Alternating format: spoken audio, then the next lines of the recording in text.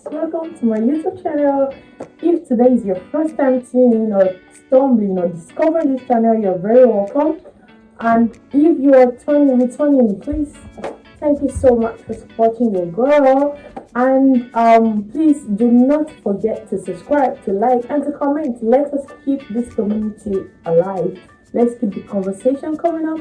So today, without further ado, I'm gonna jump right into today's episode. Now, if you remember, I told, like, in my previous video, the last one I did, I talked about how we are going to talk about a lot of things, and how we're going to see how we can heal together mentally and spiritually, and build ourselves and encourage ourselves. So I was, during the course of the week, I was listening to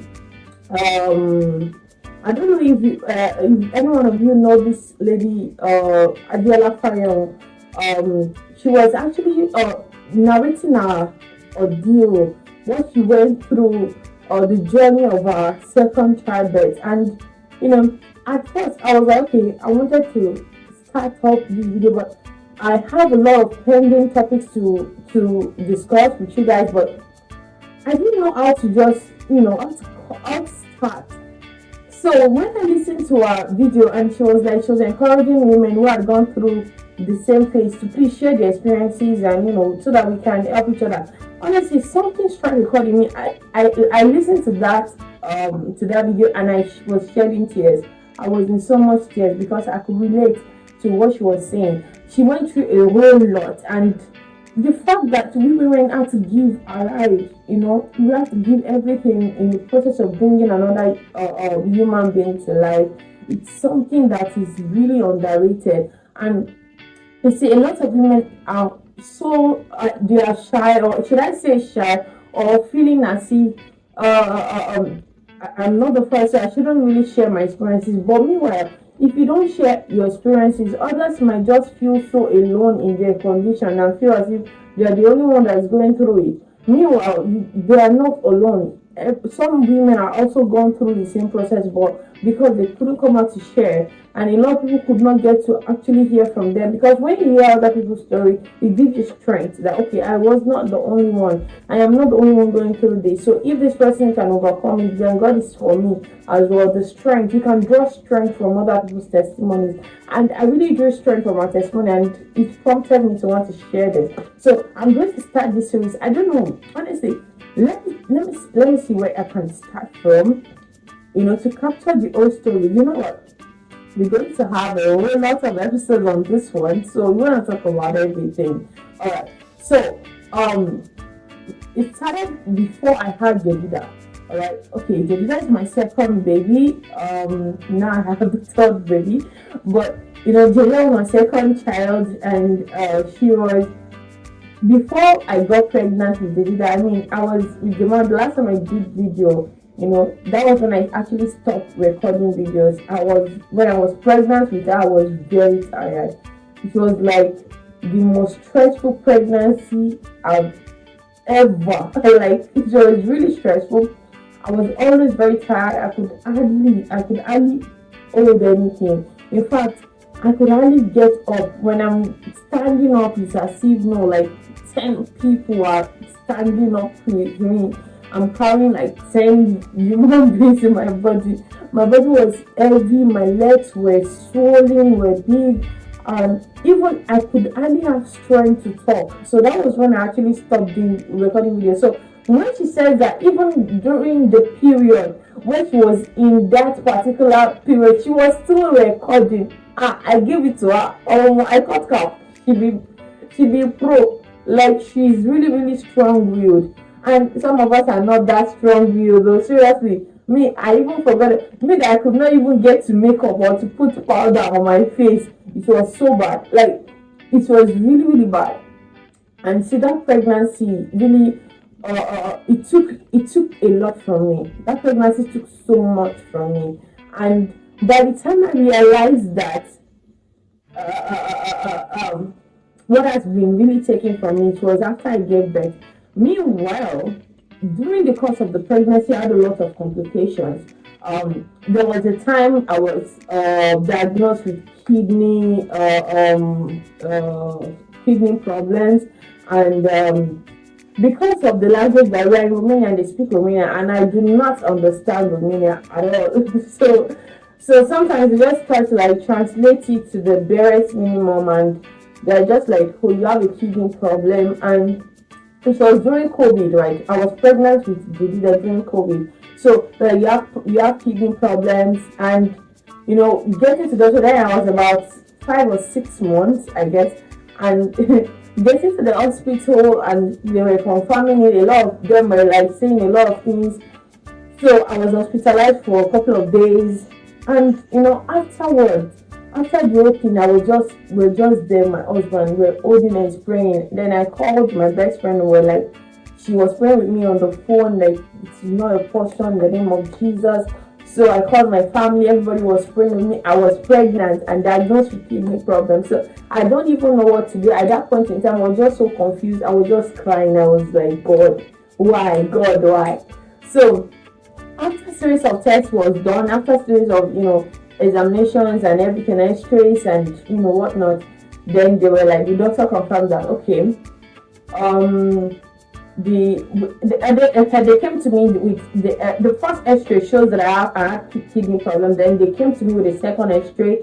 That was the third day while I was hospitalized, and they were like, okay, we don't know what happened, but now the X-ray result is showing that you don't have kidney problems anymore, and we cannot really say for now what's really happening, so we'll have to like keep you here for a while to observe you and see what was really the problem and everything. So at the end of the day, after the 5th day, they came back to me, and then they gave me a clean bill that I should go, that and they just wrote me some drugs that I should be taking them, and wrote me diet and all that. Then I went home. So God did that. And we don't know how it happened. Even some of the nurses were like, they were like, wow, that's a miracle and all that. And they didn't know how that thing just vanished or disappeared, or they were wrong. They just did not, they couldn't really give me explanation. Even when I asked the doctor that, what really now happened? And he was like, I don't know, I can't explain it. I don't know. We saw it, and then we didn't say it anymore. So that was how they could tell me, because they were not so fluent in English, so they couldn't really express it like, they were just like, we saw it there, but we didn't see it anymore. So that was what happened then, and then they asked me to go home. Meanwhile, when I was going through all this, my husband could not come in because it was during COVID, so there was lockdown, and I was the only one that was allowed to enter into the hospital, so they didn't allow me. Okay, so I got home and everything. It was not good, like like good like that. But I was still very tired, like as usual. But what really took me to the hospital that day was because I started bleeding, and I had this tightening in my stomach. It was as if something was gonna pop the baby out. That was why I was rushed to the hospital when they discovered that it was, and I couldn't breathe very well. That was when they discovered the kidney problem, and they didn't discover it anymore. So after everything, I came home. My breathing was normal again, and the sharp pain in my stomach was reduced. But I was still very tired. I was still going through all the other things that I was going through before, and after like a month, at about 7 months, and 2 weeks, like almost 8 months, but 7 months plus, I started having I was eating so much, right? I was getting so fat, I was getting big, and I could not control how I eat, because if I don't eat, I feel like I'm gonna die, I'm gonna faint. And even if I finish eating, I still do not have strength to get up. It was really something so bad. Honestly, I do not know the name they call it, because they were speaking in Romania and I do not understand it. So later on that same month, 7 months plus, I went to the hospital, and I did this scan, and my doctor said I had gestational diabetes, and so I was recommended to go and see a dietitian. So I saw a dietitian, and they gave me diet. So I was on diet. All right. So after the diet, after taking the diet, I also got the diabetes kit. So I was checking to see the level every single day. Whatever I was being conscious of what I eat, following the diet and everything. So fast forward to when I was about to give birth.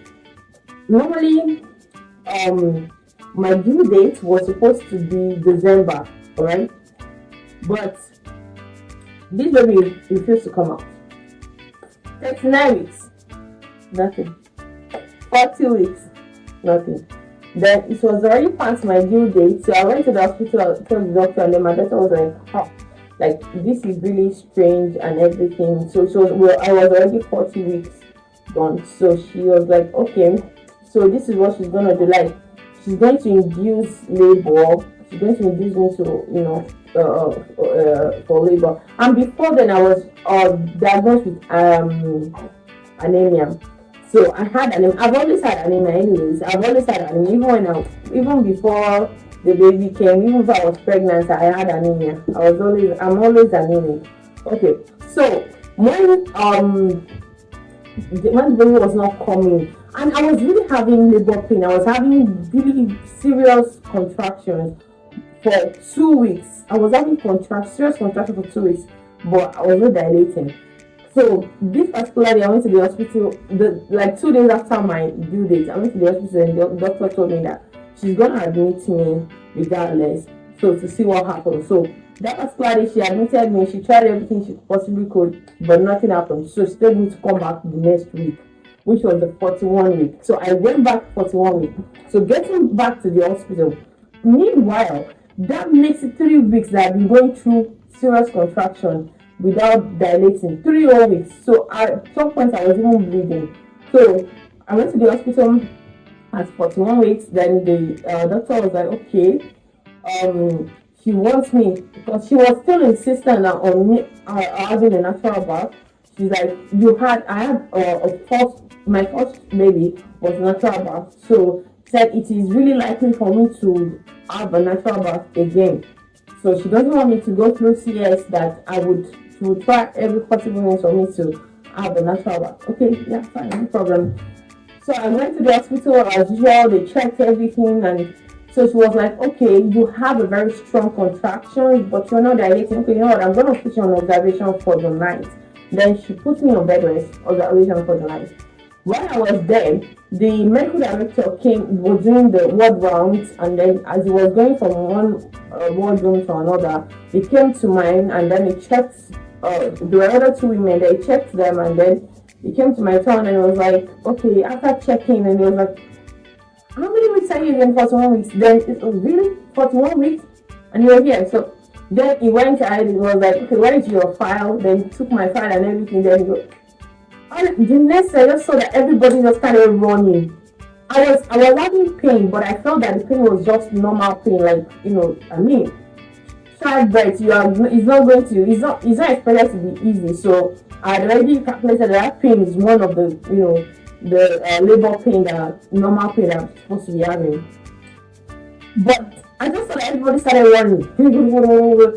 And the next thing I saw was that they unlocked my bed, then they transferred me to a wheelchair, and the next thing they just took me out of the ward, and they took me in, and before I knew it, they brought a form for me to sign. They were like, just put a signature. I put my signature. I didn't even know what was going on. So my doctor was not there to actually explain to me what was going on. The next thing was I just received a call from her, and then she was like, I'm really, really sorry. My medical director saw you. She's now realized that you are in a very critical condition, that if this baby is not taken out in 1 hour, you're gonna die. You and the baby are going to die.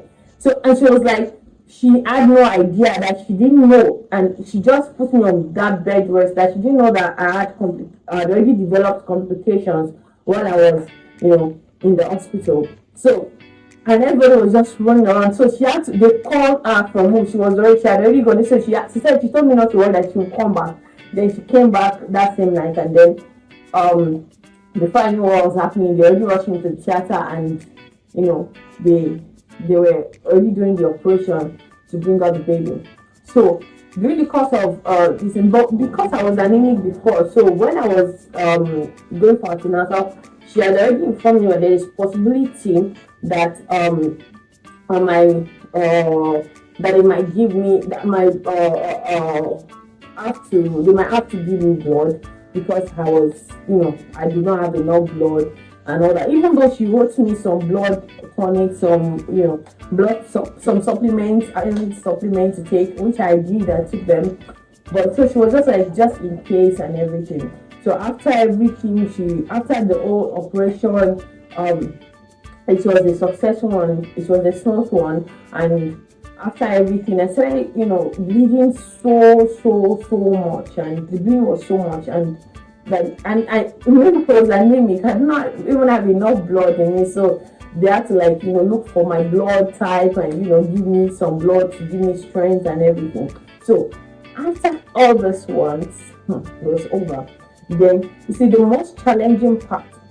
I don't want to elongate this. I don't want us to take too much. I don't want to make this video to be super long, so that's why I'm gonna cut it into episodes, and then we'll continue from after I give birth, after I deliver my second baby. Then you know what they say about when you thought that, okay, I mean, the worst is over, the worst is over. That was what I thought though, but that I didn't know that the brand new struggle begins from afterwards. So we're gonna continue from there next week. Okay, until next week, I'll see you all later. Okay, so you guys take care of yourself. Please do not forget to subscribe to this channel, because we are going to have a very jolly ride. We have a lot to talk about, we have a lot to discuss. So please subscribe to my YouTube channel. Encourage your girl now.